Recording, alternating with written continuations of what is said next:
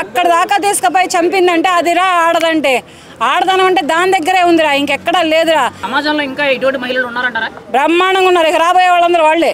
అందుకనే పెళ్లి చేసుకునేటప్పుడు ఎవరైనా ఆ అమ్మాయి వెనక వల్ల ఏ బాయ్ ఫ్రెండ్ ఉన్నాడో చూసుకొని చేసుకోండి. అంటే అమ్మాయిల పేరెంట్స్ కూడా వాళ్ళకి సపోర్టెడ్లో ఉన్నారు.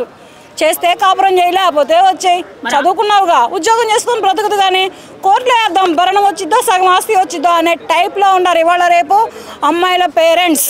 ఒకప్పుడు చెప్పినందుకు నాకు నెగిటివ్ కామెంట్స్ ఇచ్చారు కదా, ఇప్పుడు చూడండి అయ్యా మీ ఆడపిల్లల్ని ఇంత క్రిమినల్గా పెంచొద్దు. రీసెంట్గా మేఘాలయకి హనీమూన్ అని చెప్పి ఒక కపుల్ వెళ్ళారు. అక్కడ భర్తను చంపి భార్య 20 రోజుల వరకు కూడా కిడ్నాప్ అయిందని చెప్పి పరారీలో, ఇప్పుడు ఆవిడే చంపిందని చెప్పి పూర్తిగా మిస్టరీ అంతా బయటపడ్డారు. మీరేమంటారు దాని గురించి?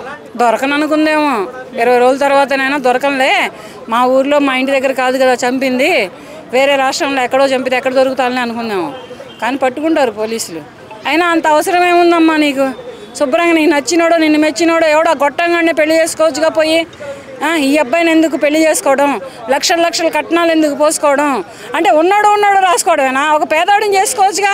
వాళ్ళు కూడా ఆ చచ్చిపోయిన అబ్బాయి కూడా పేదమ్మాయిని చేసుకోవచ్చుగా, లైఫ్లు బాగుండేవి. డబ్బు రాసుకుంటే ఇదే వచ్చింది, మరి ఇవే రోగాలు వస్తాయి.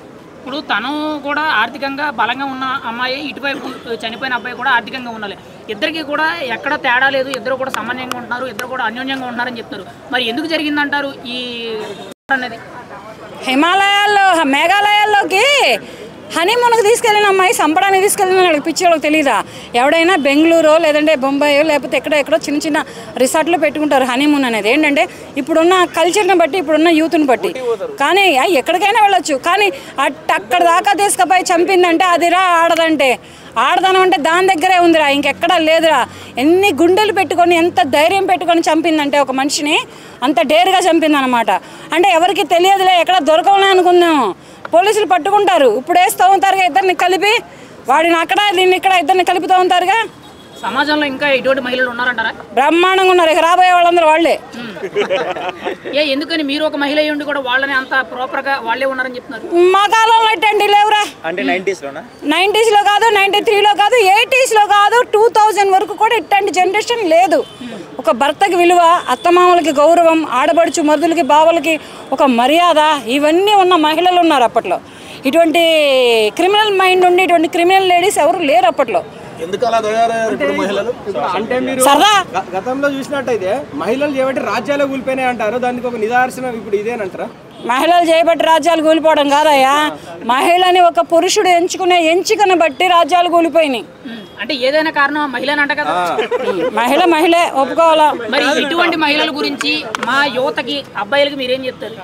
అందుకనే పెళ్లి చేసుకునేటప్పుడు ఎవరైనా ఆ అమ్మాయి వెనక వల్ల ఏ బాయ్ ఫ్రెండ్ ఉన్నాడో చూసుకొని చేసుకోండి. ఇంతకుముందు అందాన్ని చూసే కదా చేసుకున్నాడు, ఆస్తి ఉంది అందం ఉందని చేసుకున్నాడు. ఇప్పుడు ఎక్కడ ఉన్నాడు వాడు? హిమాలయాల్లో మేఘాలయాల్లో హనీమూన్లో లేడు, కైలాసమే పోయాడో వైకుంఠమే పోయాడు. మరి అబ్బాయిలు ఇప్పుడు పెళ్లి చేసుకోవాలంటారా వద్దంటారా? చూసుకొని చేసుకుంటే బాగుంటుంది. అమ్మాయిలు అయితే మామూలుగా లేరు, మంచి క్రిమినల్ బ్రెయిన్తో ఉన్నారు అమ్మాయిలు. దాని మీద ఏంటంటే అమ్మాయిల పేరెంట్స్ కూడా వాళ్ళకి సపోర్టెడ్లో ఉన్నారు. చేస్తే కాపురం చేయలేకపోతే వచ్చాయి, చదువుకున్నావుగా ఉద్యోగం చేసుకొని బ్రతుకుదు, కానీ కోర్టులో వేద్దాం భరణం వచ్చిద్దో సగం ఆస్తి వచ్చిద్దో అనే టైప్లో ఉన్నారు ఇవాళ రేపు అమ్మాయిల పేరెంట్స్. దాన్ని బట్టి అమ్మాయిల పేరెంట్స్ మనస్తత్వాలను బట్టి, అమ్మాయికి ఉన్న బాయ్ ఫ్రెండ్ని బట్టి పెళ్లి చేసుకుంటే వీళ్ళ ప్రాణాలు తగ్గుతాయి. ముందర జీవితాల సంగతి దేవుడరుగా. మరి అమ్మాయిల మీద దాడులు ఎక్కువ జరుగుతున్నాయి, అబ్బాయిలు పెళ్లిళ్ళు చేసుకొని చిత్రహింసలు పెడుతున్నారని చెప్పి ఇప్పుడు మాట్లాడుతున్నారు. మరి మీరేమంటారు దాని గురించి? ఆ కాలం పోయింది.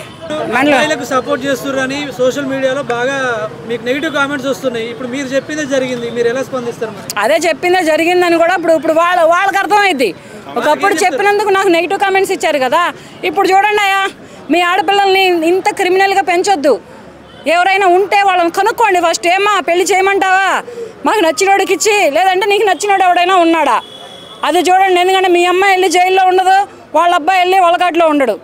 ఇది కూడా కొంచెం గమనించుకొని తల్లి అమ్మాయిల కన్నా పేరెంట్స్కే కానీ అబ్బాయిల పేరెంట్స్ కూడా డిమాండ్లు చేయొద్దండి. కట్నాలు కావాలి, కానుకలు కావాలి, లక్షల్లో కావాలని డిమాండ్లు చేయొద్దు అబ్బాయిల పేరెంట్స్ కూడా.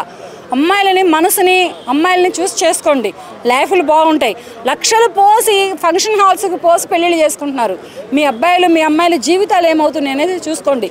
మహా ఉంటే ఒక 6 నెలలు ఉంటున్నారు, లేకపోతే సంవత్సరం ఉంటున్నారు, తర్వాత విడిపోతున్నారు. ఈ విడబాటు కావాలా లేకపోతే కలిసి ఉండడం కావాలా?